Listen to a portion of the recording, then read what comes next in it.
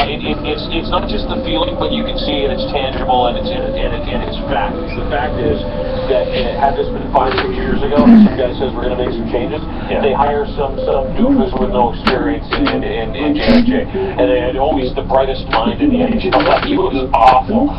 They hired Dave Notice, who was a failure when he was general manager in Vancouver. They go out and hire a coach that's washed up in Ron Wilson. They go out and hire Randy Carlyle, who he won a cup, but he was the same hard ass who was stuck in the way of coaching back in. Randy Carlyle, to me, when he was coaching Toronto, he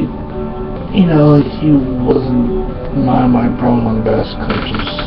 He was better than Ron Wilson, Peter Horachek, and also the great Pat Quinn. Pat Quinn, to me, hands down, one of the best coaches of all time. Say what you want about the big Pat Quinn when he coached Vancouver back in the 80s, and during his time he coached Toronto.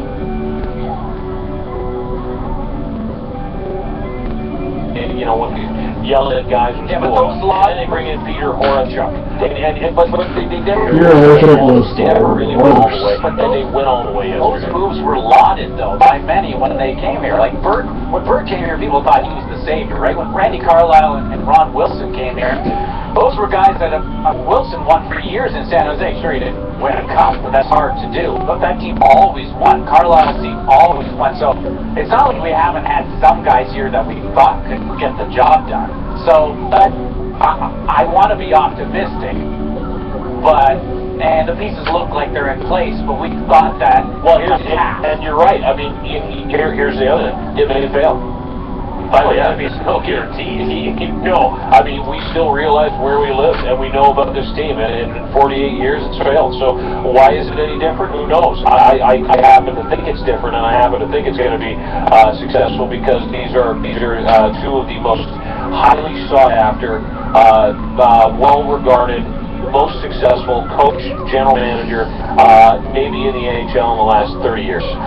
But if I'm waking up a Leaf fan today, I'm happy with this move. But don't change the expectations, because you already heard that yesterday. People calling into the radio station, some people on Twitter, lose a guy who likes to make moves and get things going for this team to be competitive sooner than later. So if you're a Maple Leaf fan, Lou's coming in here to be a part of this process, this building process.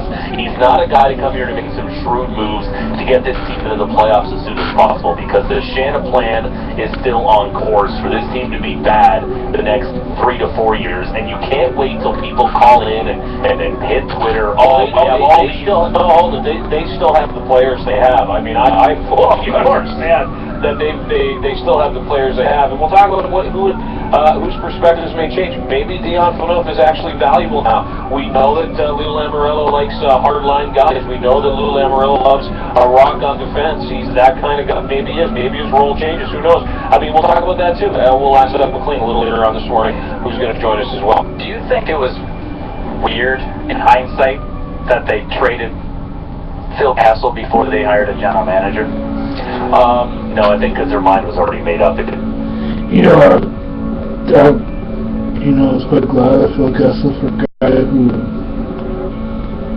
played most of his career in Toronto. I know I said this to you guys already, but definitely think that. I think it was during the free agency period. I was watching this on TSN. The guys from TSN, they were mentioning about Phil Kessel, and I said to myself, "Oh, I forgot Kessel played his most career in Toronto.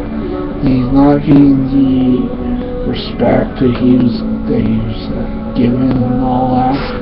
Maybe he needs fresh change, a new look, a change of scenery," and now he got him.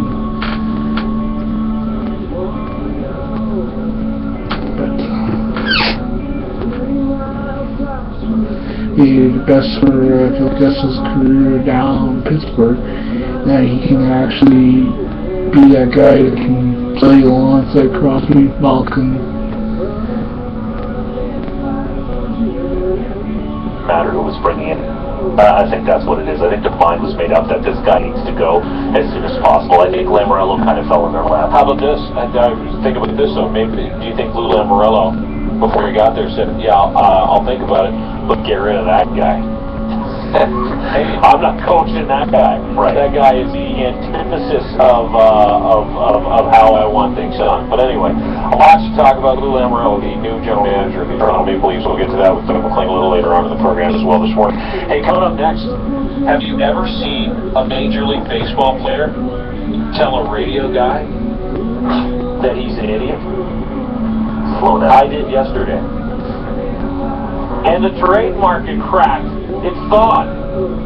What will the Blue Jays do? That's coming up next. Sportsnet 590 Fan.